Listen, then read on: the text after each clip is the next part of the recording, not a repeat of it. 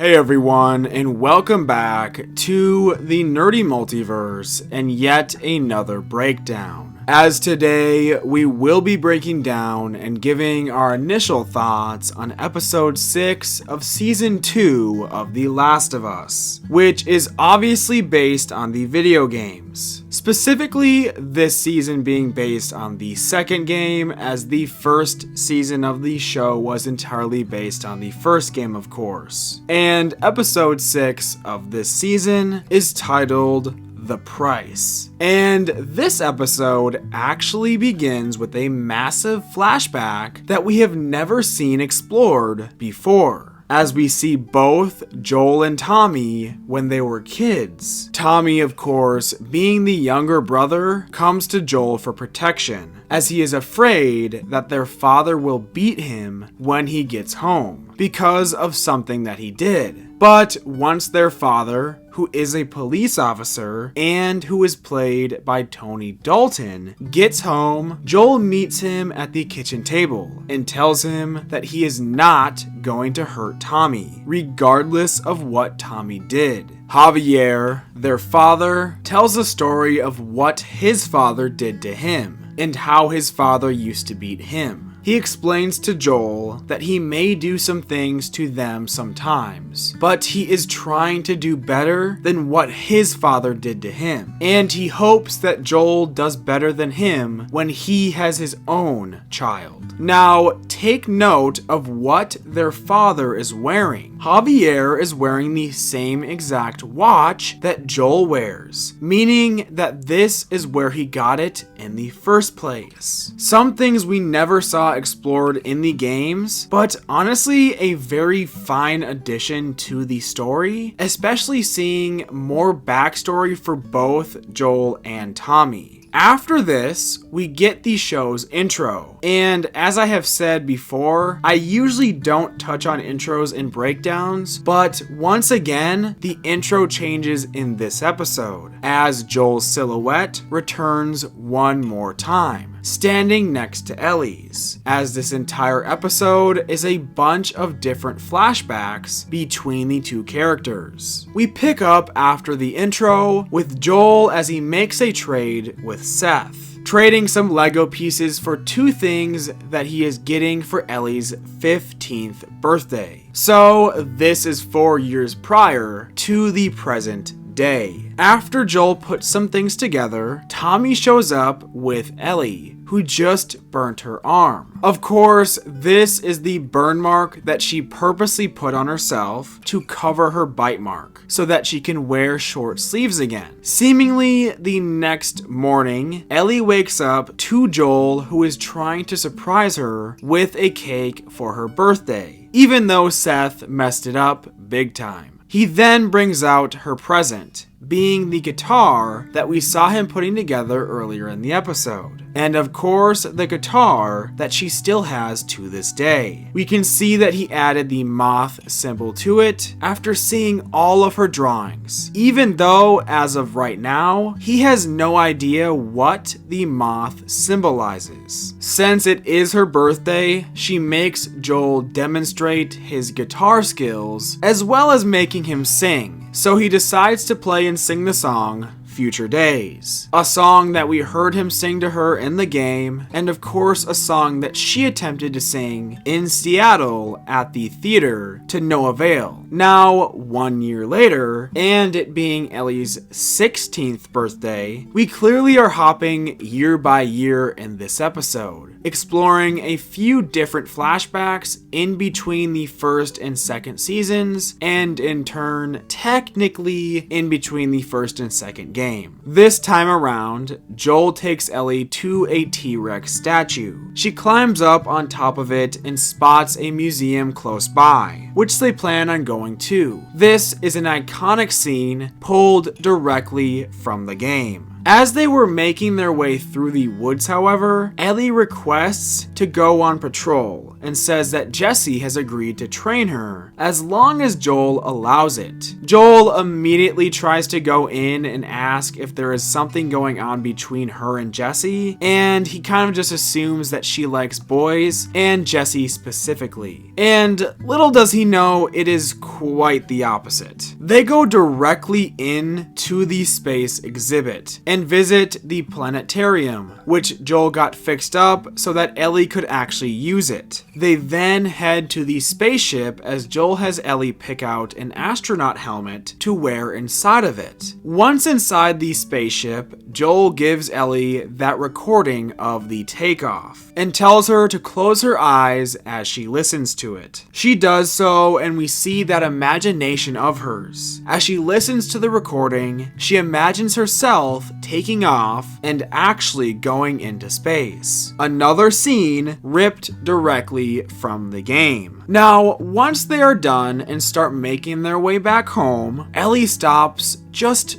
for a moment and stares off into a field of what appears to be fireflies. She doesn't say anything, she kind of just stands there and thinks. This is likely her thinking of the actual fireflies, the group who were going to create a cure using her. This field of fireflies likely also reminded her of those suspicions that she has of Joel's story and what actually happened in Salt Lake. Now, if you played the game, you would know that we were definitely missing something during this flashback sequence. Of course, we did see them go through the museum, but we only saw them go through the space exhibit. They evidently completely cut out the dinosaur exhibit from the show, which, if I am being honest, I do find a bit disappointing. Those scenes brought a lot of fun and heart, and further built on Joel and Ellie's dynamic. It is even more disappointing hearing that they apparently shot scenes for that, and you can even see the hat that she got from the dinosaur exhibit in this episode. The scenes just didn't happen. But anyways, after this, we head into the next year, and on Ellie's 17th birthday. Joel gets home and tries to surprise Ellie once more with a cake, but instead he finds her with Kat, Ellie's first official girlfriend, and the girl who gave her the moth tattoo over her burn and bite mark. I do like how we get to see a little bit more of certain aspects that we only heard about briefly or only saw photos of in the game, such as Kat and Eugene. At first, Joel seems a bit angry and confused about what's going on with Ellie doing drugs, getting tattoos, and being with a girl. But later on, it does seem like he comes around. This whole situation clearly sets Ellie off, as the night after, she begins planning to bring all of her stuff out to the garage, where she lives in the present day, of course. Joel stops her initially and does not let her move out there, but then he comes to the realization, thanks to Ellie, who says he does not even own the house. In fact, he does not own anything. Specifically, he does not own her, so he really can't tell her what to do. So he agrees to let her move out there. He just wants to get it set up a bit more so that it is more livable for her, because he does wish for her to have more privacy and more space. He takes a look at her tattoo and then assumes that the moth symbolizes something like change. But after this, he ends up going to Gail to ask her what it really means. And she tells him it really symbolizes death. We then had another year ahead, now being Ellie's 18th birthday. We see her rehearsing questions that she has written down for Joel, asking about what actually happened in Salt Lake. But before she can continue, he shows up at her door, as she is now living in the garage at this point, and he tells her that her wish has been granted, and she is now allowed to go on patrol. So he is going to bring her on her first trip. At first, they really aren't seeing anything. mostly because Joel decided to take her on their safest route for her first patrol. But then they get a radio call to assist Eugene's team with some infected. Of course, we have heard a few things regarding Eugene, being Gale's husband, who is also a former Firefly, and what happened between him and Joel, but we never saw it happen, not until now. Another small detail from the game that they decided to expand on a lot more in the show. Anyways though, they find Eugene, who has been bitten, all by himself.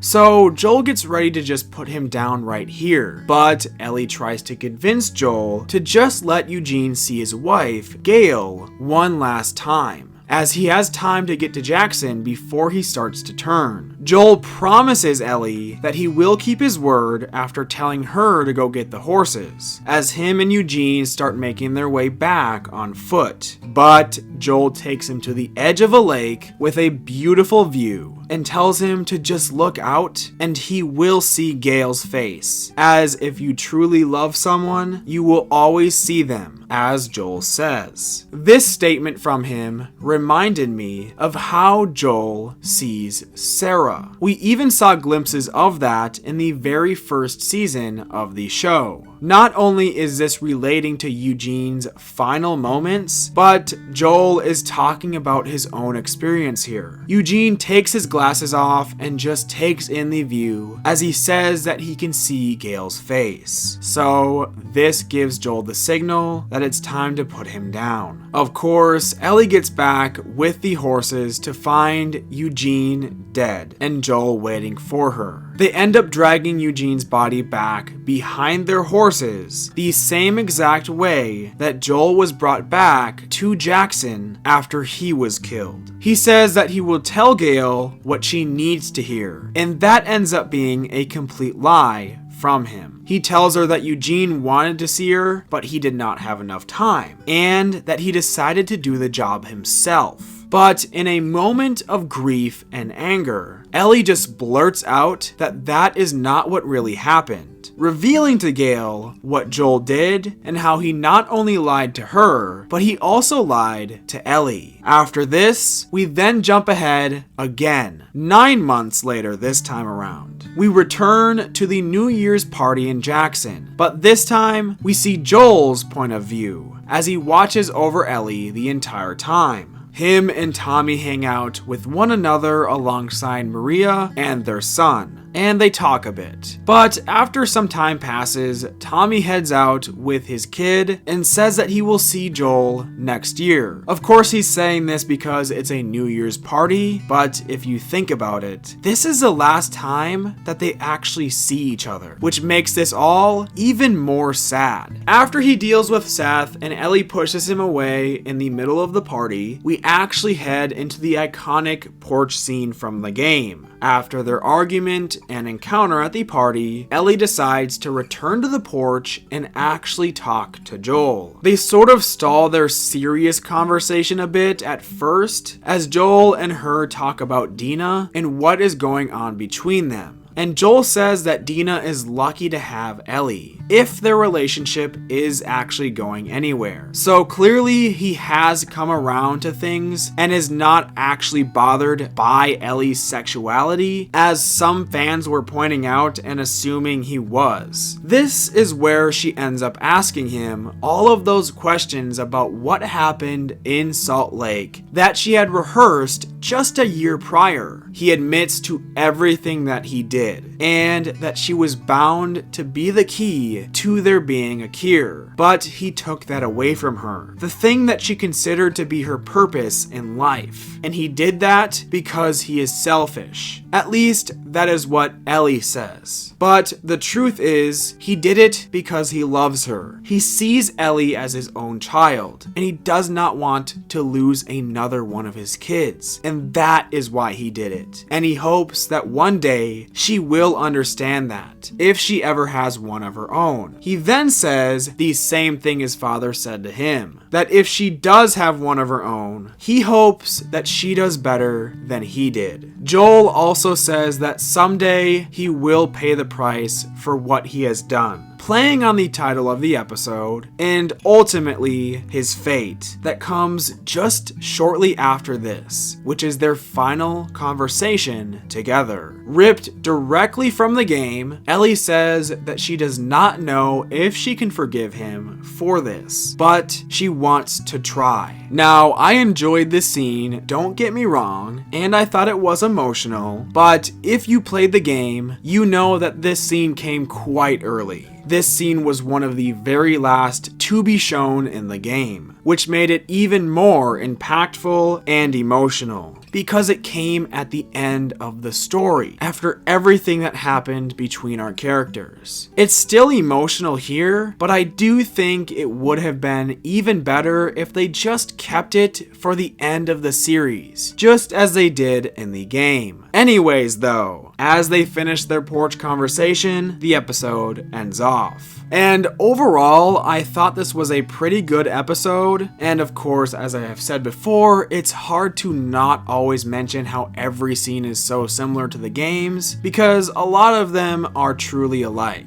I know there is a lot of controversy and back and forth regarding which actors are playing which characters, but in my personal opinion, I do think that everyone is doing a great job. I really enjoyed seeing Joel again and seeing all of the different flashbacks and the extra development that we did not see in the game. I will say I am a little disappointed that they cut a few of these scenes from the museum, and I am not entirely sure how I feel about getting that iconic porch scene so early on compared to the game, but it was still a very emotional and enjoyable episode. A few nitpicks with this episode, but I still enjoyed it, and I think I would rate it an 8 out of 10. But yeah, that about does it for this episode, from me at least. But of course, I would like to hear your thoughts on it as well, so make sure to leave them down below. Anyways though, thank you all for watching. If you enjoyed our breakdown and review on this episode, feel free to give it a like. And with that being said, we will see you all the next time that we go through and explore the nerdy multiverse.